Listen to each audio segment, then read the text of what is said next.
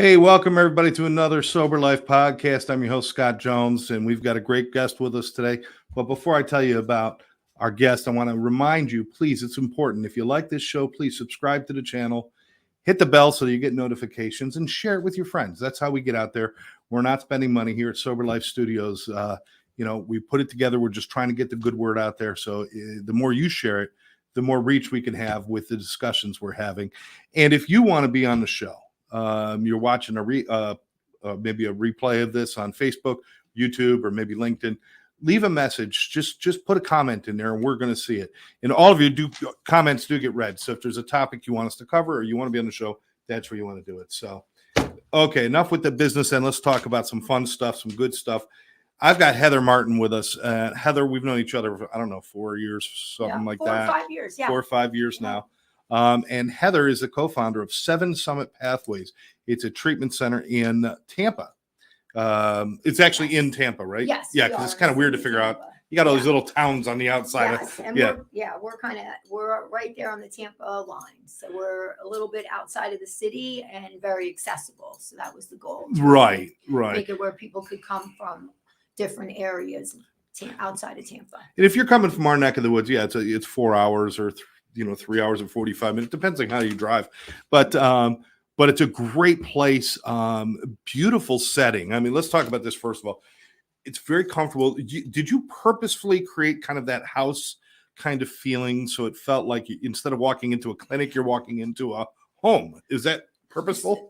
Definitely, yes. We were looking for just a place that had that home feel, because I think that for me, I can just talk about my own personal experience when going into a facility, and I am a person in long-term recovery, and I walk the red road, which is sobriety. Also, recently celebrated 20 years. Congratulations! Yes, thank you. That's fantastic.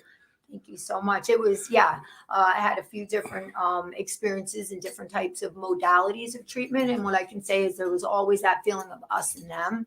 Like I didn't feel, there was like a line, and I felt like there was a lack of connection. And so hopefully for us, the goal was having that comfortable environment where you come in and it is a home environment. So it's, I've had a lot of people say that, they felt comfortable well in treatment, and then transitioning to like our intensive outpatient, it was like they were visiting like their best friends because they were close with the group, and then just that home environment, it felt so comfortable that it was easy for them. They didn't feel like a barrier. So well, to play off of that and to make that truly work, you've got to have the right staff as well. Correct. So, what was that like putting a staff together that was going to follow your ideologies about what you believed was true? And so I would say we were really, really lucky. Now we've been there 10 years. This year's coming up on our 10 years. And so I think it was making sure that we had people that we brought on board that had that kind of same philosophy and really were about, making a connection, and so it's a treatment, your treatment stay may end here, but your connection with your therapist, with the other staff members continues. So we really do kind of promote, that long-term engagement and feeling like, if you're having, I always say, if you're having a rough day, let us know. If you're not in treatment, but you need to be into a group setting or talk with someone one-on-one. If you're local, just come by. If it's Zoom, we'll set it up. Right. But the thing is knowing that once people, are out of treatment, a lot of times the day-to-day life is overwhelming. How do I put the pieces back together? Right. And so we really want to make sure that people know that, that we're still here. And I know that, we have therapists that still keep in touch with people, 5, 6, 7 years later. And that's the amazing part, because we get to hear, the tough times, but also the amazing times. That's great. It's one of the few things that came out of COVID that was a positive. We realized what we could do remotely. We started to look at that. Yeah. And so for all treatment centers, I'm sure with yours as well, it became like, wow, we don't have to say goodbye because they're going back to Wisconsin. Yes. There's so many ways we can stay in touch, because just a phone call doesn't always do it. Sometimes you got to see it. Yep. So there's a lot of cool things there. Let's go back to the beginning for a minute, though. You're obviously an intelligent, beautiful woman. You could do anything you want to do. I'm pretty sure that at the beginning of your life, you opening a treatment center was not what you wanted to be. I mean, Yeah. were you following a path, then you changed directions? For sure. And I really want to talk about, how, I have a whole family in recovery. So in my Oh, wow. immediate family, there are 14 of us in recovery. It can be overwhelming when we're all in a meeting, if someone's speaking or, when we all show up. Yeah. No secrets in that group. I mean, everybody knows everything, right? Yeah. The message goes out like so-and-so is speaking tonight, and, a bunch of us will jump on. Wow. And definitely, anniversaries are usually big where we all try to get on there and, be part of the meeting for whoever is getting whatever amount of time. And so that's been pretty amazing to watch our whole family come into recovery. And I always say it takes one person, right? It takes one person, to change the dynamic. And Right. then when they're walking that path, if there are other people that are struggling, and it might be even with different things, right? What I always say is, we think about alcohol and substances, right? But it can be, so many other things that can be affecting my ability to have a full, happy life where I'm connected with other people. And so, yeah. Wow. But for you to say you got 14 members of your family, immediate family that are in recovery, that means there was a lot that went on there. Oh, yeah. Although right now that's a thing to celebrate, Right. at one point, that had to be chaos, that many people who are either addicted or having issues or whatever it might be. 100%. So we grew up. So you grew up in that. Yeah, we grew up in it. We grew up in, and at the time, listen, I always say, especially for, with my parents, we were a partying family. My house, they used to call it the Dewdrop Inn. Let's go to the Dewdrop Inn. There you go. Because we were, in a house that, there was a lot of partying and having fun. It was all about having fun. And so, and one by one, my parents sold everything. They were from New York and New Jersey, and they sold everything and moved to the Virgin Islands. So they could drink and party like they wanted to, and ended up getting sober. My sister got sober, and then my dad stopped drinking, and then my other sister got sober. My aunt and uncle were already sober. Wow. So we did an intervention on my one cousin, and my other cousin ended up getting sober, not the person we did the intervention on. So we have years of this stuff going on. Wow. And then, so it's just personally, I have, a lot of people that were in recovery, and at some point I decided to go back to school, and I thought, why not utilize, my experience, my personal experience in addiction, active addiction, to be able to help other people. And so that was the beginning of the journey.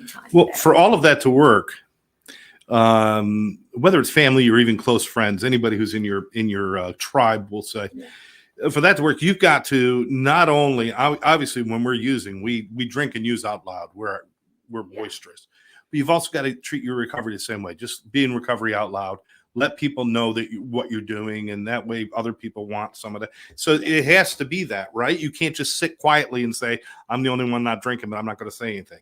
100%. Yeah. And what I can say is, they're attraction rather than promotion. Yeah. And so even like within our family, right?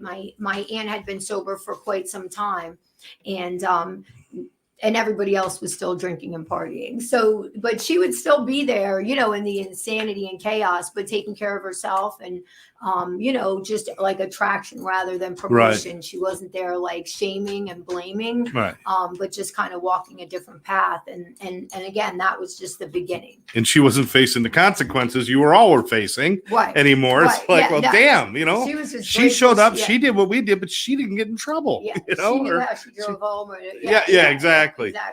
Exactly. So that was the beginning. So you open a treatment center, or you get involved in treatment, the treatment life. You said that you'd been through treatment centers and you've done your own path. Was there something specific that you thought, I need to do something because this is missing, or because this is important and people aren't doing this? Was there something like that motivating you? Definitely. I really felt like at the time it was kind of just you went to treatment and you did a lot of great things while you were in treatment. Some of them were like acupuncture and massage and biosound therapy, and then once you left, that didn't continue. And so we originally opened up. We were an intensive outpatient, and we offered all of those ancillary services. They continued in your intensive outpatient program. Okay. And so that was like really important for me. And then the long-term case management for people where, really making sure, we know what their discharge plan is. And then how do we help you be able to, hold true to all of those things, because it can be overwhelming. I have to go back to work. How do I walk through the door at work? I'm embarrassed. Everybody knows. So holding, just really like kind of hand holding. I always say, with a vision I had in my mind is like Mount Everest. I don't know if you've ever seen the show Mount Everest, and kind of when you get to Mount Everest, you traveled a long way, you've been through a lot just to get there. And I feel like that's kind of like active addiction. Right. Like we've been through a lot by the time we get there. So we just need Sherpas. We need people to kind of tell us, okay, go over there and, make your bed, or, whatever those basic things are. And, in the beginning, and then, then there's that next level of care. And now you're getting some of those tools and you're implementing them. And as you go through those levels of care, by the time you get to that summit, like I know how to put my oxygen on, and I know I still have my Sherpas with me and helping me, guiding me. Yeah. I have that support network that I've built, and whether that's in AA, NA, Wellbriety, Smart Recovery, Dharma. There's so much out there today. And that's the other beautiful thing. Multiple pathways to recovery, and really talking about that and encouraging people. I always really say, find your people, find your tribe. Find that room where you feel like, oh, I can breathe. Okay, this is it. They get me. And so, talking about that and really making sure people know where to go and they have the resources. I love that, because I've always said, if there was one path that worked for everybody, our business would be easy. Half of us would close down, and actually I'd sleep well at night knowing. But that's not the case, because every individual needs something different or something slightly. So 12-step might not work for one person. Maybe what they need is to go back to their worship community or their church. Correct. Some people need to go into deep therapy. Some people need to. So it's all different. And what we've done, unfortunately, a lot in the treatment industry is create this cookie cutter approach, where this is our discharge plan. This is what we're telling you to do. And it's like, but listen to that person. You don't know what their life they're walking back into. You don't know it until you listen to them. And you're right. It's easy to say go to 90 and 90, which would be 90 meetings in 90 days of a 12-step group or a self-help group. But to say, how do you act? What do you do with yourself when you walk into your old place of business, right, and everybody turns and looks at you and you feel like you're going to die? Mm-hmm. And that's not what we don't prepare people for that, do we? Correct. I mean, you're trying to, you're doing it now. And the hope is that we do start looking at this differently, right? Because, obviously, right, the national average has probably changed. I know at one point it was like 3% of people coming out of treatment, and they were looking at long-term recovery as like 9 months. And I think it might be 7% right now. But we know that we have millions of people struggling right now. Oh yeah. And how do we start meeting people where they're at? And that's what I always say, I try to meet people also where they're at. A lot of times, it might be better if that person could come in, but maybe they can't. Let's get them engaged. Let's get them engaged in some level of care, so that we start, they start feeling safe. They start feeling like, okay, maybe I can't, if I'm still struggling, okay, maybe I can't do this on my own. But me saying you have to, right? A lot of times people feel like, okay, well, there's nowhere for me to go because I can't do that. Yeah. And that kind of, some of that goes along with the old thinking, which is still thinking that a lot of treatment centers have, they teach powerlessness. And that's really the wrong approach. Because even in the 12 steps, it doesn't say you are powerless. It says you were powerless. So we won't get into all that. But to take it and create, let me say it this way. When people go into addiction treatment, you can't treat addiction or alcoholism because it's not like a cancer. It's not like something you could point at and treat that. You have to treat the human being, because it's the thinking, the actions, the reactions, the emotions, all of those things, the belief system. Yeah. It's all those things. So you actually treat a human being to transcend the illness, as opposed to treating the illness to take it away from the human being, right? Is that accurate? Yeah, I like that you said that. And so, and I'll just give you like a quick example when you look at like the 7 dimensions of wellness, right? Okay. So somebody started talking to me about that, and I'm like, okay, so environmental wellness. I'm like, okay, recycling, like, I don't know. I love that. I'm like, I'm a junkie. I don't even know, I don't know. I'm using a can for a lot of things, but it's probably not recycling. Right. I just don't know. And Right. so, luckily I had people that were able to share with me what environmental wellness looked like. Right. And environmental wellness is like, making sure, hey, if I'm going to an event, right, and there's going to be drinking there, or I know that I used to use with some of the people that are going to be at this event, I have to go. How do I go safely? So what's my environmental wellness look like? What does that look like for me? It might be that, hey, Publix or wherever you shop, your cart just ends up over there in the wine, or where they're selling liquor. How do I go shopping? What's my environmental wellness look like? Yes. Do I need to be calling someone before I go in, making a commitment, saying, hey, or staying on the phone while I'm in the store? Everybody's going to be so different, but getting people to start thinking like that, empowering me to know, what is it that I need? Where is it that I struggled? Where is that stuck point for me? How do I end up, picking up again? Because a lot of times it's like, I don't know, right? I don't know. Yeah. But then hopefully what we can do in that individual session, that group session where we're talking like this, and getting people to start thinking like that, right? And so, I love just, that's just one example, but it really is really treating that whole person. Occupational wellness, what does that look like? Maybe going back to your job right now, maybe that, you've been there and been to treatment 2 or 3 times. And as soon as you get back in that setting, yeah, right, you find yourself spiraling out. Absolutely. And so it's not saying, hey, you can't work in that industry, but let's look, what are the options? What else is out there? And sometimes I keep doing what I'm doing because it's what I know, right? And I just haven't, in my addiction, I don't think, hey, you know what, I have the ability to change, and I can do the same thing. Maybe it's in the recovery space, and an example, an epidemiologist, and he did a lot with cancer as a cancer survivor. And he ended up working in that, but he would spiral, right? And I'm like, wow, there's such a need in this industry for somebody then. And he spearheaded a whole lot.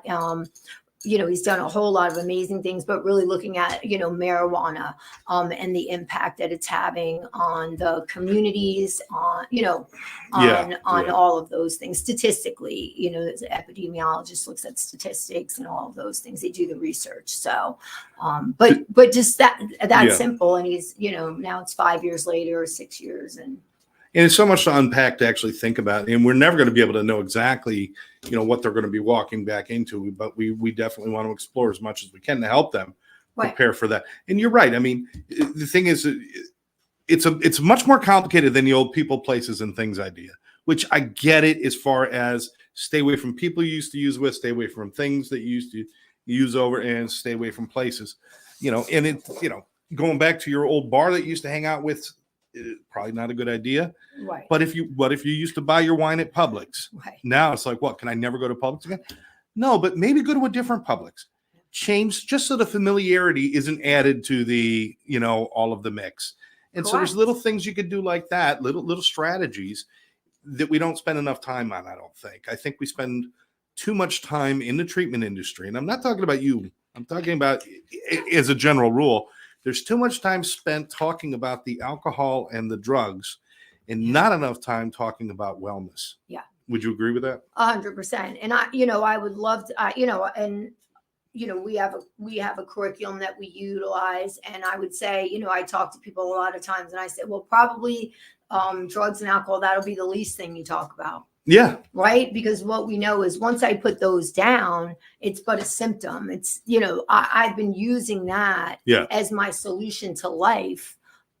Right. And so now I put that down, and I don't know how to, think that those little things, somebody said, change your phone number. I was like, change my phone number.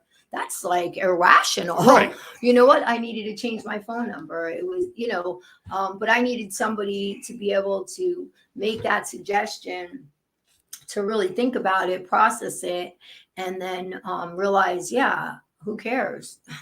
Like, whoever needs to have my number will have, they'll get like, it. It's not the end of the world. But in that moment, it sounded like it. It was like that. Yeah. Like, are you kidding me? Yeah. Well, my wife and I both were in recovery, and she had the, unfortunately, she lost her battle 4 years ago to fentanyl overdose.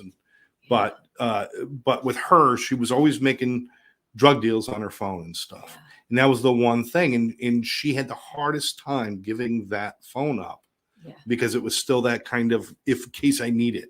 Well, that's it. Whereas, I was, my everything drove me towards alcohol. So it was about me saying, okay, it wasn't so much about my phone, but it was definitely about where I would go and get a sandwich. Right. If there's a really good, if they make a good sandwich in the bar, I used to drink it all day. There's probably make good sandwiches other places too. And let me go figure those things out. There's a lot of change that has to happen. But you're right. The alcohol and drugs, it's a simple solution. Don't put them in your body. Right. But then how do we live without those in our body? That's what the whole key is. How do we live, and not just live, but to thrive? Yeah. There's still some, I don't know if you would do this, but there's still some old school that say, I might drink tomorrow.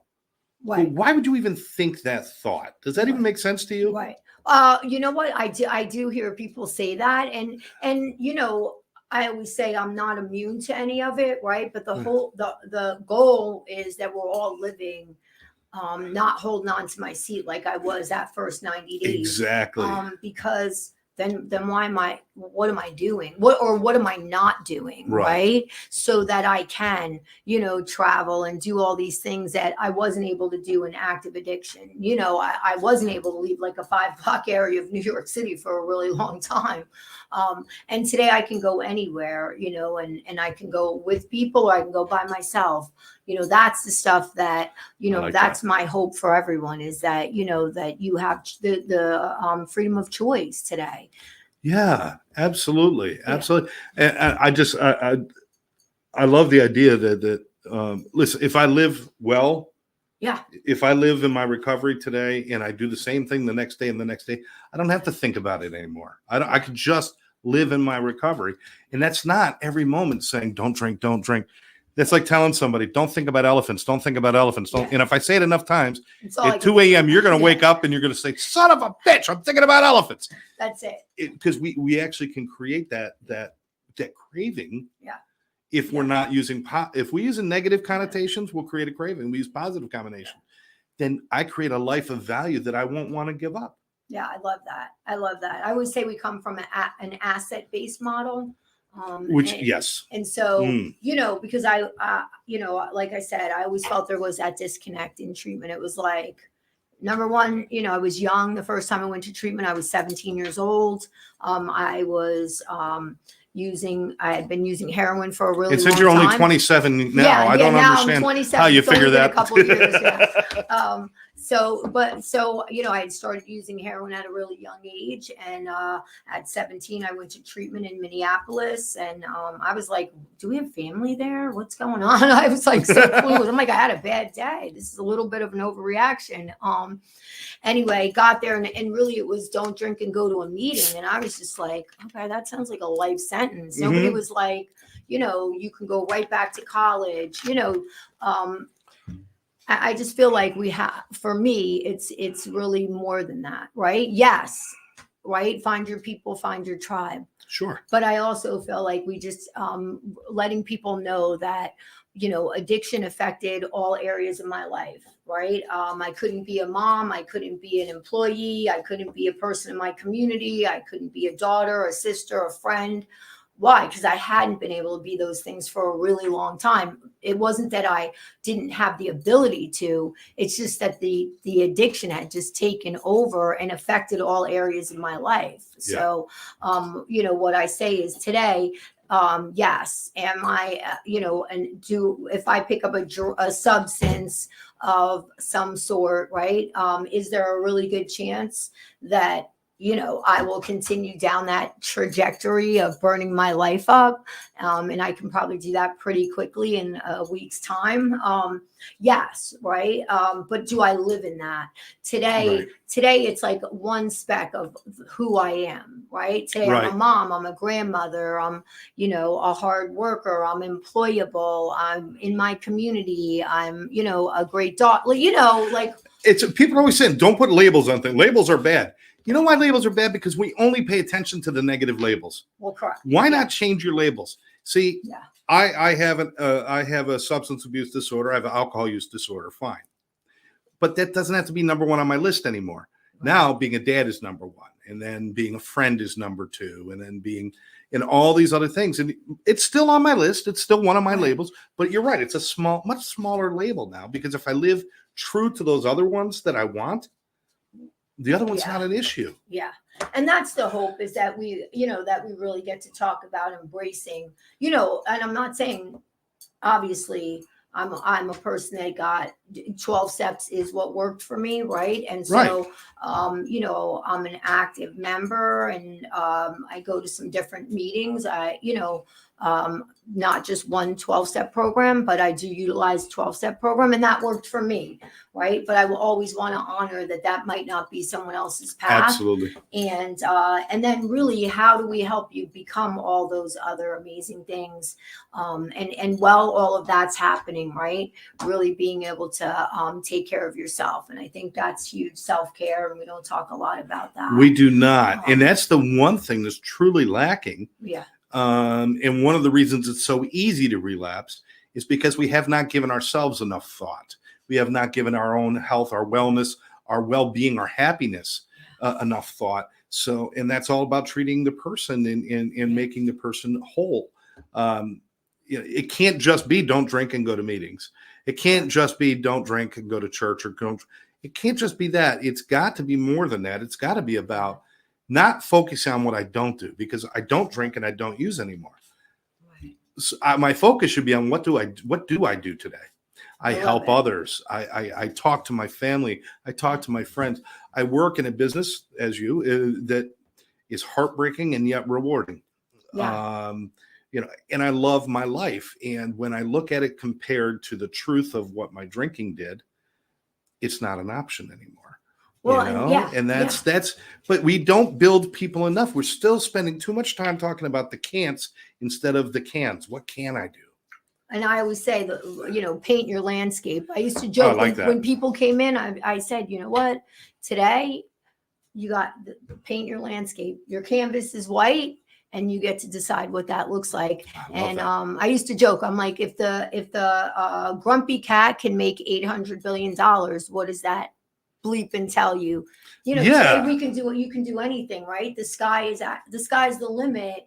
Does that happen overnight? I always said, no, I'm sure that person, that woman sacrificed, right? And that took a really long time. She didn't just wake up today and go, and then ching, ching. No, she probably did a lot of the footwork and left a job and probably worried financial fear and walked through all of those things with support from other people, right? That she probably had a tribe around her. And, and she kept just kind of putting one foot in front of the other, 1 second at a time some days, right? But that's life, right? I just don't know that that's life. We're humans. We're all afflicted with life. Right. And it's either going to kick you in the ass or you're going to grab it and ride it. And you're just going to say, let's go.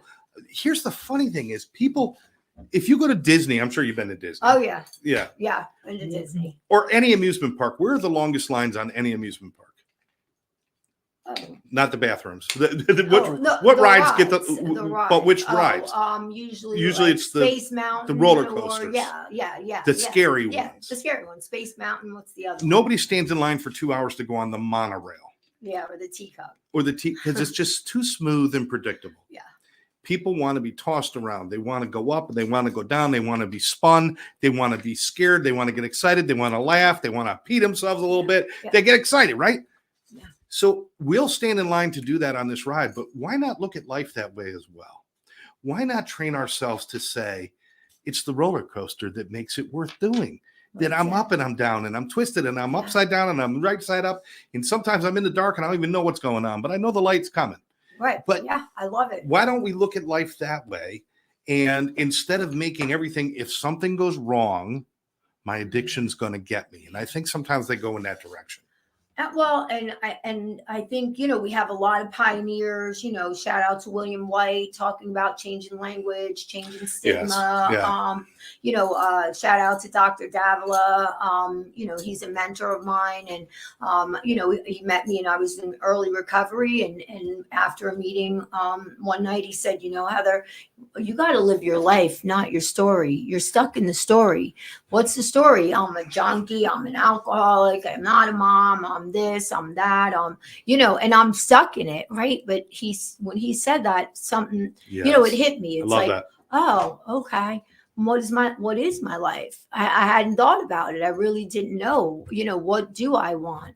And so I became an esthetician. I went to school and I did that for a while and focused on being a mom. And, so what I can say is, people have come along in my life that have walked with me and been very, huge impact. Just that one statement was such a huge impact on my life, because I feel like that is kind of what I get to share with so many other people.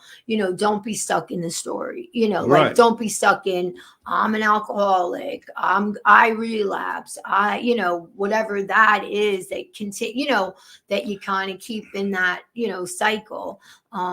Because it did keep me in this, Right, it kept yeah. me, right? Because I'm just waiting for it to happen again. You're just rereading the same chapter of the book. Yeah. And this is how I work with people a lot. I'm like, listen, what comes next and what you do today, that's your writing your story. Yeah. Now, the chapters that have already been written, some of those were written by you, some of those were written by your addiction, and either way, that was the chapters. But you never buy a novel and read a chapter, go back and read the chapter again, then go back and read the chapter again. Yeah. You might refer back because you need to understand things. Yeah. But you never get stuck in that. You want to move forward with your story, and you write your story. You're writing each chapter as you go. Nobody else. You don't get to blame anyone else for stuff. No.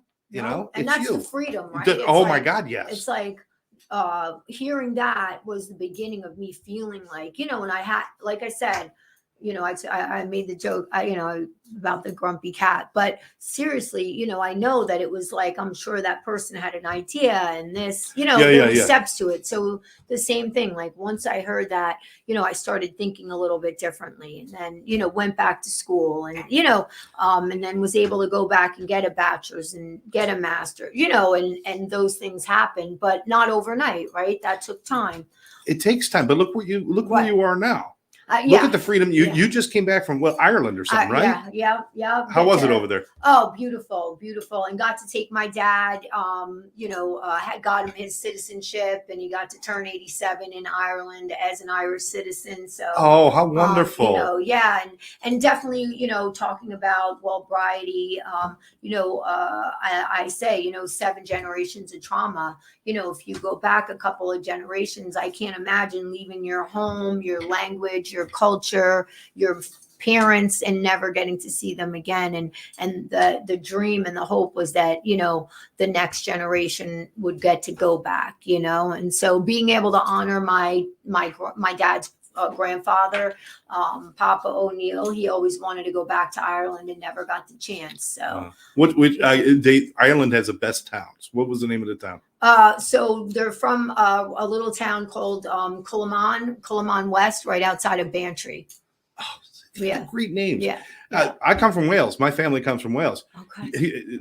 You can't pronounce any of the Yeah. names Well, of anything. yeah. It's just some reason they thought put 38 consonants Yeah. together with one vowel and that's a word. No, it's not. Yeah. It's- No, some of them are difficult. Like some Yeah. of them, I won't even pretend that I can pronounce them because I can't. But but there are some That's great so cool. towns, and and that's all.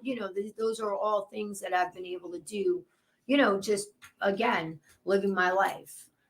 I like the way you said living my life, because everybody's like, well, that's because of my sobriety. Well, sobriety becomes your life. It becomes Right. what your life is. And, it comes to a point where I'm quite honestly, I'm going to tell you, I can go days and days and days without ever thinking about, I'm in recovery and I'm used to drink, and it's just because I built a life where it's not a part of it. I'm free. Yeah. I'm not Yeah. limited by anything. And I do not talk about my limitations. I talk about my can-dos. Yeah. And I love it. yeah, because Yeah. so many people are. If you argue, it's Richard Bach wrote, if you argue for your limitations, they're yours. Yeah. So people that sit there and say, I can't, you're right, you can't. Yeah, because I'm bought into it. Because you're arguing I'm for it. in. You're I'm fighting. bought in. We Yeah. fight harder to protect our limitations and our pain than we do to embrace love and peace and freedom. And relationships, the beautiful thing is that, like I said, and I don't want to minimize the life I had before, because I am here to give hope to anybody. I always say, if you're breathing, I don't care how far down the scale you've gone. Like I said, I couldn't leave Absolutely. 5 blocks of New York City, and I drank every day, and I, shot drugs every day. And I did that, people don't know that looking at me today a lot of times, right? They can't see that person. Yeah. Right. But that's the goal. Yeah. Right. Is that they can't even see that person anymore. That person, right? Why? Because I've been spending this time learning to embrace living my life and being able to share that with other people and build relationships, and know how to show up. Having our pasts, it's also hard for me to look in the mirror now and even see that old person. Yeah. I know it exists, because I can never, if the minute I start denying it, I'm going to bring it back around. So I got to own it. Yeah. And I don't wear shame or guilt. I have regret. I'm sorry some things happened, but it's not shameful and guiltful anymore, because I've turned it into something positive. But it's sometimes when you look in the mirror, you say, I can't believe I was that person. Have you had those experiences? Oh, 100%. And even like, I'll just talk about the first time I decided to take a trip on my own to Ireland, and my kids were like, Mom, are you going to be okay? Like, and I started I was going to meetings, sharing, you know what? I hadn't even thought about it, that I really had not been alone anywhere. I don't know, in 20, in my life, probably. But you were so entrenched in the positive. You weren't thinking about the problems that might come up. No, not at all. And then I thought about it. I was like, you know what? No, I'm going to be amazing. I'm just going to go have an amazing time. And, and I was able to. And so, but I did think about, wow, okay, I really haven't been anywhere by myself. That's pretty cool too. I can go away by myself, and that is so cool. And just be okay. And I definitely couldn't have done that probably in, early in my journey. Just because, I had not been alone for a long time. And, and like I said, I believe that I had, there's levels of recovery, and things that I've been able to do, but definitely, always want to look at the assets and the positive side of everything. Right. Really try to get people to be coming from what I can do, and not, oh my gosh, you know what I mean? Yeah. What am I going to do? I, was in trouble, and I have a record, and I have this, or, whatever that is that they feel is a limitation. And I always say, get creative. The sky's the limit. The strongest people that I know in this world, whether it's people I know or people that I admire in this world, have had difficulties. That's steel hardened steel. You got to have problems. And one of the things I try to convey to people is, it's hard. It takes a while for you to look back on your past and say, now I know why it makes sense, or this now can serve me well. It's hard. It takes time for that to come. But I just want people to understand that every beautiful building with steel and glass and gold and shimmering is built on a foundation of rock and dirt and hard stuff. Yeah. And it's that rock and dirt and hard stuff being our past that gives stability to our good stuff. Oh, 100%. And people who don't go through hard stuff, yeah. they're building beautiful castles on sand, and it shifts and it moves and it's not stable because they don't have the experience of the hard stuff. Well, and that's it. It's like, I think, you know, and it goes back to that, you know, it's kind of life, right? And I just didn't, you know, I started drinking at a really young age, right? And so I didn't feel or learn how to get through those life's ups and downs and, you know, breakups and, you know, makeups and, you know, all of those different things that, you know, that I got to learn how to do. And some days, I always say, some days I do it better than others, right? Some days, you know, I'm good. And then other days I might be a little off, and you know, I'm from New York and I might drive too fast, or you're in my way and I'm running late and I'm the most important person and I forget. And that's okay, you know, because I can quickly take a look at what's going on with me and what I need to be doing that I maybe didn't do this morning, or, you know, letting fear, you know, different things that might be going on in my life, you know, have me all in my head, you know what I mean? And I think that's everybody though, right? I don't think it's the human condition. It's the human, you know, if we could cure being human, then we'd really be on to something, because that's really what messes up the most. You know, the alcohol and drugs simply unleash the beast of the human condition. And we need to be better people. And it's like me finding a cure or finding a recovery or finding a respite or whatever you want to call it, because everybody does something different, from my illness is by me becoming a better person and a more aware person and a person who's more interested in being happy than in being miserable, you know? Yeah, and I love it. And I would say giving back, you know. Oh my God. You know, what great joy that is, right? I definitely.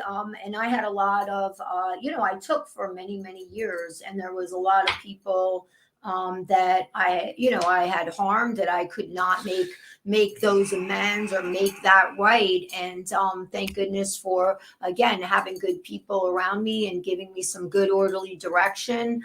And so I was able to volunteer, you know, for many years with many different organizations. And, you know, one of them, I was a soccer coach, Global United Soccer, and I was able to go into the same community, right, for 5 years and kind of watch these young kids go from kindergarten up. And, you know, and they would look forward to me coming. And I got to say, what an amazing feeling, right? When I'm slugging the soccer balls in the cooler and I'm like, I'm not doing it next Thursday, you know, I'm going to be back, you know, and then you get there and, you know, the kids are like, oh, coach, you know, Coach Heather, and they're all excited and they know I have goodie bags and whatever. You know, that's it, you know, right there. There's no, you know, there's no dollar amount on that. There's no letters behind your name. There's, you know, it does something that nothing else, you know, can fill. It's just an amazing feeling. Which is what keeps us in this business. Correct. Is that, you know, because God knows we suffer loss. We'll talk about it. You know, listen, we're going to be on for an hour here that you're watching. And during that hour, anywhere between 20 to 30 people will die in this country from addiction during this show, 1 hour. That's the reality. Yeah. And in the reality, we lose people. I'm not saying it's acceptable, because as long as one person is still dying, there's no acceptable number. 0 should be the only number that's acceptable for people, for losses. But we're not there yet. And so there's nights when I hit the pillow, and I'm sure you do too, where you're just like, why do I do this? I'm not making a difference. This really hurts. And I cry, and I cry a lot because we lose a lot. But I wake up the next morning and something keeps me going. Do you have that experience? I would have, I do, of course. You know, anytime I feel like someone's slipping away from us, you know, or I, you know, couldn't reach them, you know, I have that feeling of, you know, like because I know, right? I know that, you know, the sad part of that about this disease is that, you know, I think somewhere we've lost the what you're talking about. We've lost the connection to, like, we're losing, Yeah. 20 people in an hour, like how to like feel that, right? Well, It's like 20 people, sons, daughters, fathers. oh You yeah. know, we definitely have experienced that at Seven Summit Pathways, and it's hard. It's it's sad, right? And I wish I would have been able to do something. What Yeah. could I have done or But you know what? But said, I think or that question needs to be asked, because there's a lot of places that say, listen, you have to harden yourself to that. And I'm saying no. When you harden yourself to that, it's the equivalent of saying some loss is acceptable. Yeah. I think we need to stop hardening ourselves and shed some tears and take it personal, and then examine what could I have done? Not so that we can guilt or feel bad, 100%. but so that maybe perhaps if I try this next time, it might work on somebody else. And that's how we change. That's how we grow. So what do you have? I know we don't share names and do all that, obviously, but is there any specific story that has stayed with you, that has impressed you, or that you've really felt? I'm sure there's many, but maybe one person who has left an indelible mark on you that you've been able to help in recovery, and you said, wow, even if I never help another person, this is worth it. Oh gosh, yeah, there's probably so many. Yeah. There's a lot. There is a lot. And I have to say, I feel like I feel like I'm one of the more lucky ones, because we've experienced less loss than success. So, that's one thing. But I mean, I was just thinking of someone recently that just sent me a bunch of messages and pictures, and I'll get to talk to him hopefully this week. And just someone that really came in, and just really struggled, and is now going to be getting licensed. He's becoming a licensed therapist. He's Wow. yogi. He just finished his 200 hours. He went through a breakup and walked through that. And he sent me pictures of him and his son, and My just God. some different things. And so when you Now we get got to new be, tears that are really joyful tears, when right? you get to be part of that, Oh, and what part a of him blessing. going to school, I did write a letter. I'm pretty sure he asked me to write a letter when he was going into his master's program, and being able to Wow. be part of that long-term journey, that's one That is so awesome, and to be a part of that. And it's usually the ones that when they walk through like you said, he came through the door like really hopeless, and it's usually the ones that walk through the door and I shake my head and said, oh man, there's no way. I'm going to do everything, but there's no way. And those are the ones that shock me. The ones that walk through the door like, I got this. It's like, I'm worried about this one now, because but to be surprised and to be a part of their miracle. Yeah, that's it. I mean, and I'm the guy. I sat in jail for hurting my own family. I've done things that are despicable, and yet I've been rewarded by being able to be a part of other people's miracles all these years now, and it's amazing. It's amazing. Sometimes I even think I don't deserve this.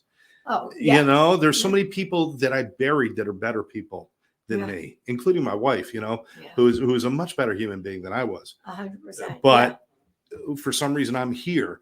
And so that almost, not only does it give me great reward, but I also have this sense of responsibility too.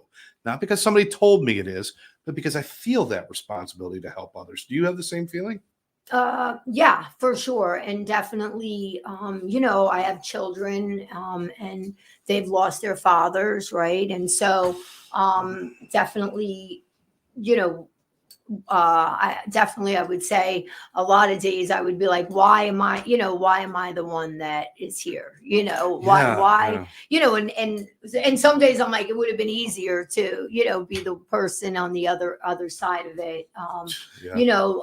But definitely I do know it's a gift and it's an honor, and I get to honor them, right? By the way, I get to walk today and show up for my children, for my grandchildren, as an example, that you can do anything, right? And that's that's the hope for anybody that's, out there struggling today. It's, picking up that phone and saying, hey, not worrying about that, I used to always, I would say, the guilt, the shame, and the remorse, and that if I picked up the phone, that I would have to do something, like if I picked up the phone, then it meant, I'm going to have to do something like not drink and use, right? If I tell people like I'm struggling, not like they didn't know, everybody knew. But, asking for help. And what I always say is, if you're on that fence and you're struggling today, pick up the phone. Because the journey that you're about to go on is so much better than what you're stuck in. At 2:00 in the morning, there's a woman that shares about that I've heard speak, and it's like I always remember that, that feeling at 2:00 in the morning when you're all alone and you're living in that, darkness, and just don't want to have to do it again tomorrow, but I really don't know how not to, right? Why? Because I'm kind of stuck in this physically, right? You have the physical, the mental, and the spiritual, and usually it's that physical that will keep, it kept me in active addiction. Why? Because I don't want to go through withdrawal. Is this the passion? Because before we're going to wrap up shortly. Wow, we're almost an hour in already, right? Wow. You're great. Hopefully we'll do this again. I hope so. But love to. Your attitude, your energy, your love of life, is that infused into Seven Summit treatment? I would hope so. Yeah, I would think so. I mean, yeah, because I feel like, I get to still run group. I get to see everybody. We're a smaller facility, so your group size is going to be small. There's no one really hiding out because if there's 18 people in the room, there's nowhere to hide. So and like I said, and I'll talk a little bit. I'll just quickly, Dr. Wilson. Dr. Wilson and I, he's board certified in addiction medicine. And we really had also believed in like medication assisted recovery. And we do believe in utilizing all of the things, all the tools in our toolbox. But that's just one component. And so we talk about that and openly, want to make sure that people know that, because there's stigma there too. So I just wanted to say, we definitely do that also. But yeah, I think the goal is and the hope is that everyone feels like when they walk in the door, they're in a place that people really care and where they can, and hey, we can always, I'm like, if we're not doing something, let me know. If you need something, let me know. Because if we don't know, I can't change it. And so I think that's the biggest thing too, is that we're accessible and available. We're on site. Dr. Wilson's there every day. He runs 2 groups a week. You got to get to know people if you're going to help them. Right. And they have to get to know you if they're going to trust you to help them. And that's the key. And then working with the families too. We do a lot of work with the families. We have a family group. I've had families stay in the family group for 2 years. Wow. It's like it became their support. It's their space where they have to go, because even with having your loved one in recovery, it doesn't mean it's all, it doesn't mean life still doesn't show up and things don't still happen and you're not learning. And so, that's the other beautiful thing, is the hope is that we also have that available for families, and that becomes their support, where they're meeting other families or husbands and wives that are struggling with this. Absolutely. I'm putting this up on the screen now. This is the website, sevensummitpathways.com. And there's all your information is in there, how to contact you and do all of that. It's all right there on the website, and learn more about this program. And, if you don't live in the area, it's okay. You could you go there. I mean, we do transport. People help people get there. Yeah. 100%. And, of course, you separate the men and the women, during, in housing, and then you also have certain gender groups that you keep and then you mix them together as well. And, so you make sure everybody's got a space to talk about what they want to talk about. 100%. Yeah. And definitely, and COVID changed a lot, but we're really bringing back, we were kind of pioneering that multiple pathways. And so, hope to be starting, in-person smart recovery in our community and refuge. So, again, just that they get to experience while in treatment some of these different modalities. We have a great relationship with the Celebrate Recovery community. So we have some people that, again, it's like finding those pathways that work for people. And Celebrate Recovery, if you're not familiar, a lot of those were attached to churches and worship communities, and they're they lean in a more spiritual way. You also have smart recovery for people who are more into the book reading and the studying kind of part. Everybody's different. They all need something different, and that's cool. I got to ask one question though, because you mentioned a couple times about being a mom. Yes. And that you had to face the harsh reality that you weren't doing a good job at one point. Yeah. What is it like now? And what is your relationship like? How many kids do you have? So I have 4 girls. Okay. What are your relationships like?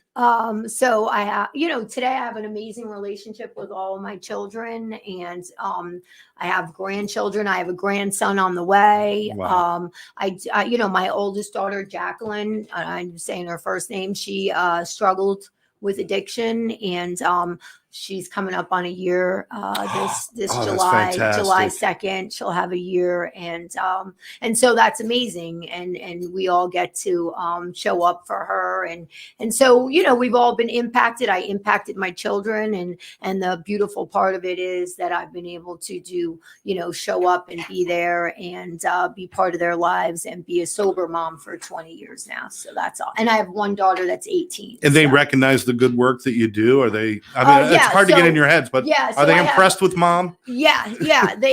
And so 2 of my daughters do work with us. They are. That's right. Yeah, I met one of them when I was over there. Yes. Yeah. So you've met my one daughter, and my other daughter's working with us now too. So, so again, definitely, it touched our family, it touched them, and now they're also part of the community and the solution, and they can share their side of it, right, as being on the other end of having a mom that's in addiction. And so when there's a mom coming in, they get to see that we get to heal these relationships, or a father coming in that is struggling with how the impact they've made on their children, and they get to see that, hey, you get families heal, and you get to now from this day forward you get to do it differently. And that's the beautiful part about having a small facility where I'll tell you, you and I have had similar paths as far as we grew up in addicted families and families with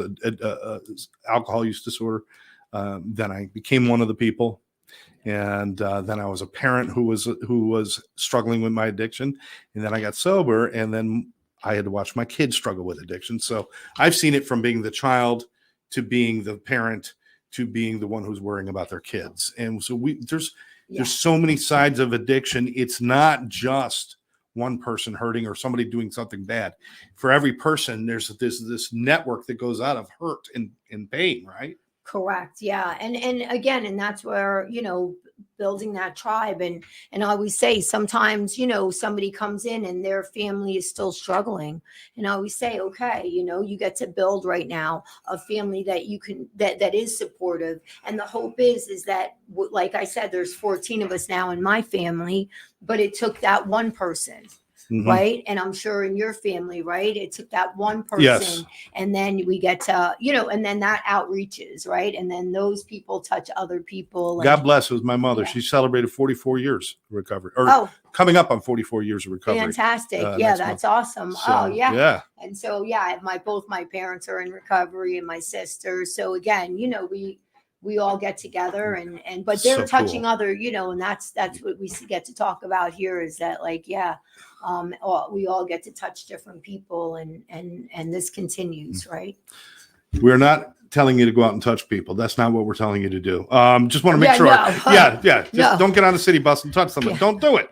I'm just kidding. Definitely not that. Heather, it is fantastic. Thank you so much for spending time with us here at Sober Life Podcast. You are wonderful. I want to remind people, please go to 7summitpathways.com and check out what they're doing over there in Tampa. And hey, just send her an email or give them a call if you want to talk about anything. Even if you just need basic information, they're willing to talk to you and help you out. Certainly spreading the word. Yeah. Now, before we leave, I want to give you one last opportunity. Somebody's standing there, and maybe they're catching a piece of this, and they've got the website, maybe they got the phone number, but they're terrified of stepping away from what they know, even though it sucks and it's painful. It's still terrifying to step away from that into something new. What is something you could tell them that can help them get moving? It's a big ask, but yeah. Well, and the biggest thing I would say is, in picking up in the phone and making that call, you don't have to commit to anything, right? There's no commitment. The one thing I know, you know, we always have somebody at the other end of the phone. And I've had people call me for 3 and 4 months before I actually saw them, you know, before they actually came in, right? So, and what, you know, I had a guy, and he's actually been with, he works with us now. And we used to say, you know, the guy from the town he lived in, because he wouldn't give us his name or anything like that. But he was calling because he was searching, and he was so scared of, you know, that commitment and what's going to happen. And we finally did get him to come in. And so that's what I would say is that, you listen, just pick up the phone, and it doesn't have to be, I would say it's great if you come into 7 Summit Pathways, but it's not about that, right? It's really about how do we help you, you know, get from where you are, you know, to someplace different than that. And that's our hope, is that we can get you in that next place. And it might not be treatment, right? I don't know what that might look like. But it starts with reaching out and letting somebody else in, different than you have prior to right this minute. Heather, what a great point. Sometimes it's the symbolic gesture of making that first call, even if it's just to say, hey, what time is it? You know, whatever you got to do, just getting to the habit, because, you know, she's right. And we rarely bring this up. Sometimes people call 3, 4, 5, 6 times before they decide to do something. There's nothing wrong with that. So when you make that phone call, nobody's going to show up at your door with butterfly nets. That's not what we do. That's not what we do. We're just looking to answer your questions and give you a possible solution to your problem. It's not going to be the right solution for everybody, but it might be for you. So find out. Heather Martin, thank you so very much. It's just such a pleasure to see you, as always. I know, it's great to see you. You're so fantastic. Thank you so much for having me on. Thank you. I appreciate it. You are more than welcome. And everybody, please check out 7summitpathways.com. Learn more about what Heather and her team are doing in the field of addiction treatment and just overall wellness. You know, let's even get out of this whole thing about we're not fighting addiction. We're fighting people's ability to take care of themselves, and we're trying to make that better. So get involved. Thanks for joining us. We'll catch you next time right here on Sober Life Podcast.